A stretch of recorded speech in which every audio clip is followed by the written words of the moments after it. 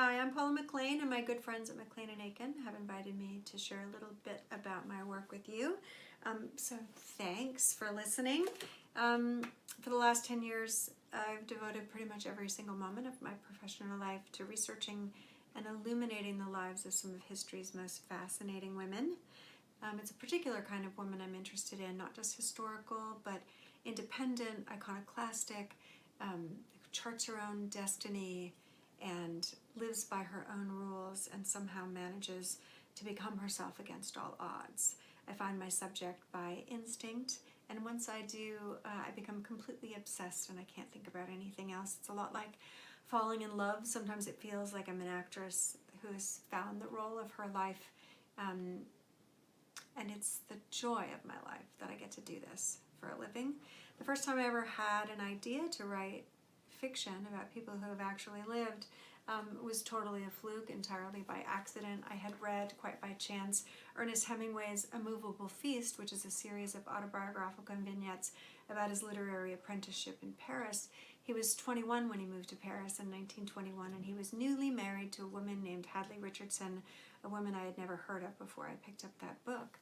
And when I read A Movable Feast, honestly, I just kept asking all these questions that Hemingway himself could not answer. How did he meet Hadley? How did they get to Paris? And what was it like to be married to Ernest Hemingway before he had invented himself? And so those series of questions really plunged me into this whole world of the book. I found a cache of their love letters, which helped me understand both of their voices, but also sort of the deeper motivations of their characters. And it was like falling down a rabbit hole out into 1920s Bohemian Paris. So The Paris Wife was wildly fun to write, and I learned so much along the way that of course I wanted to do it again, but I didn't feel as inspired by another historical figure until 3 or 4 years later when I chanced upon another important memoir for me, and that was Beryl Markham's West with the Night. If you're not familiar with Beryl Markham, her historical significance is that she was the first woman to fly the Atlantic nonstop and solo in 1936. She was also a racehorse trainer and a bush pilot and an undeniable badass. She was British, but then when she was a toddler, her racehorse training father sold absolutely everything and moved them to colonial Kenya, where he bought 1,500 acres of untouched bush and started a horse farm. And it was there that Beryl grew up and became this incredible, bold, fierce, independent young woman. She also later became heavily involved with the writer Karen Blixen, who wrote Out of Africa under the pen name Isak Dinesen, and the safari hunter slash heartthrob Dennis Finch Hatton, who in my private life I call Robert Redford because Robert Redford played him in the film version of Out of Africa, which is one of my favorite movies of all time. This might be the favorite of all of my titles because Beryl is really unlike no woman who ever lived, as far as I'm concerned. Her adventures are almost not to be believed, and it was so much fun writing about her that sometimes I felt like I was in the Thelma and Louise movie. So, Circling the Sun. So the last title I want to talk about is my most recent historical novel, Love and Ruin, which was published by Ballantine in 2018. So who's crazy enough to put Ernest Hemingway in a novel twice? It actually never occurred to me to write another book about Hemingway until a few years ago. I had one of the most crazy dreams of my adult life, and Martha Gellhorn was in it. And the next morning I woke up and I thought, what was that about? And so I Googled her. And of course I knew about her because I had spent so much time researching Hemingway. I knew she was wife number 3 out of 4, and I knew she was a journalist. But after 5 minutes on her Wikipedia page, I actually felt ashamed of myself for not really knowing her accomplishments. I knew she was a journalist, but not that she was one of the most significant war correspondents who ever lived. She took on her first war at 28 with the Spanish Civil War, and her last war as she was nearing 80 with the invasion of Panama. She really is an incredible, incredible force of nature who just happened to have been married to Ernest Hemingway. And what's interesting to me about their relationship, which is so different from Ernest and Hadley's relationship, is that I sometimes think of them as like Spencer Tracy and Katharine Hepburn, or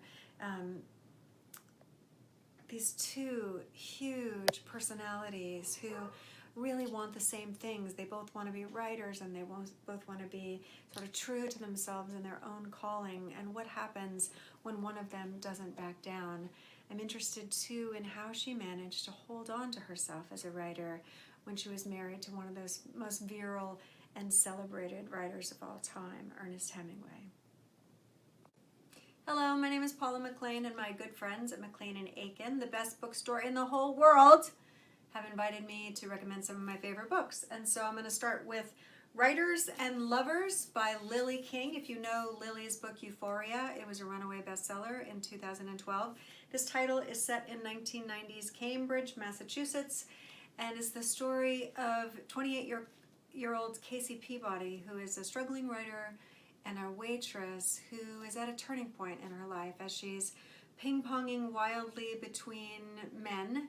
She's also trying to figure out if she has what it takes to be a writer, and her mother has died suddenly, so it's about grief. It's about what adulthood really means and whether or not the artist's life is for everyone. Lillie King, Writers and Lovers. As a reader, I'm drawn to all kinds of things, but every once in a while, I really want my heart broken. And if you're like me, then maybe Dear Edward by Ann Napolitano is the book for you. It was published this past March and became a New York Times bestseller, as well as a Jenna's Book Club pick.